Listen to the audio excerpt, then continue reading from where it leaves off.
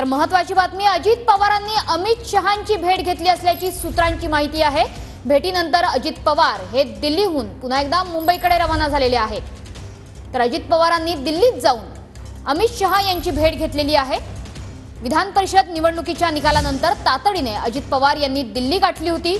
दिल्लीत भाजप वरिष्ठ नेत्यांशी ते चर्चा करणार होते। त्यानुसार दिल्लीत जाऊन अजित पवार यांनी अमित शहा यांची भेट घेतलेली आहे आणि आता भेट झाल्यानंतर दिल्लीहून ते मुंबईकडे परततायत। आगामी मंत्रिमंडळ विस्तार त्यासोबतच विधानसभा निवडणुका या पार्श्वभूमीवर अजित पवार आणि अमित शहांची भेट अतिशय महत्त्वपूर्ण मानली जाते।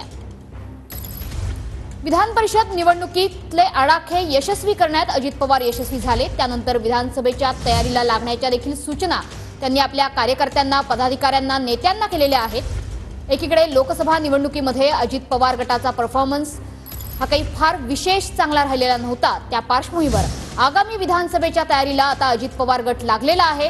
त्या पद्धतीचं शक्तीप्रदर्शन, तसा आत्मविश्वास वारंवार अजित पवारांच्या देहबोलीतून समोर आलेला आहे। 2 दिवसापूर्वी विधान परिषद निवडणुकीच्या आधी अजित पवार गटाचे सर्व नेते, आमदार आणि अजित पवार स्वतः यांनी सिद्धिविनायकाचं दर्शन देखील घेतलं होतं।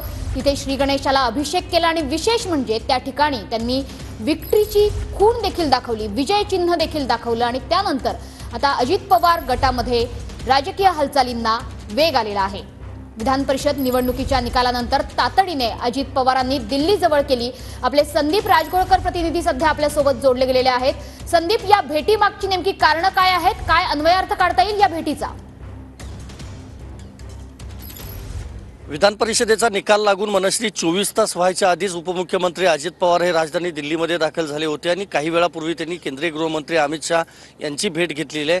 राज्यातल्या मंत्रिमंडळ विस्ताराबाबत या भेटीत चर्चा झाल्याची माहिती जी आहे ती आपल्याला समजते। त्याचबरोबर विधानसभा निवडणुकीबाबत देखील चर्चा झाल्याची माहिती आहे। अजित पवार ज्यावेळेला अमित शहा यांना भेटायला गेले होते त्यावेळेला ते एकटेच होते, कारण सुनील तटकरे आणि प्रफुल्ल पटेल हे दोन्ही राष्ट्रवादीतले महत्त्वाचे नेते दिल्लीत नाहीत। मात्र प्रफुल्ल पटेल यांच्या घरी काही वेळापूर्वी अजित पवार आलेले होते। आपण पाहतोय हेच प्रफुल्ल पटेल यांचं शासकीय निवासस्थान आहे दिल्लीतलं आणि या ठिकाणी ते काही काळ होते आणि त्यानंतर अमित शहा यांच्या निवासस्थानी ते गेलेले होते आणि शहा यांची भेट झाल्यानंतर पुन्हा तातडीनं मुंबईला रवाना झालेले आहेत अजित पवार, अशी देखील माहिती मिळते। विधान परिषदेत निवडणुकीमध्ये आपल्याला माहिती आहे भाजपच्या सगळ्या जागा म्हणजे महायुतीला दणदणीत असं यश मिळालं आणि त्यानंतर ही भेट महत्त्वपूर्ण मानली जाते।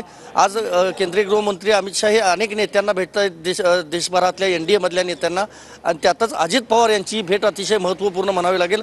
मुख्यमंत्री आणि दुसरे उपमुख्यमंत्री नसताना फक्त अजित पवार अमित शहा यांना भेटून गेलेले आहेत। ही राजकीय वर्तुळातली एक मोठी बातमी म्हणावी लागेल। मनश्री, नक्कीच संदीप, सध्या आपण बघतोय की जसं संदीप राजगोळकर प्रतिनिधींनी सांगितलं की मुख्यमंत्री आणि दुसरे उपमुख्यमंत्री अर्थात देवेंद्र फडणवीस यांच्या अनुपस्थितीत अजित पवार हे अमित शहांची भेट घेत आहेत। त्यामुळे या भेटीमागे निश्चितपणे एक मोठं राजकीय कारण असावं असे अंदाज आता बांधले जात आहेत।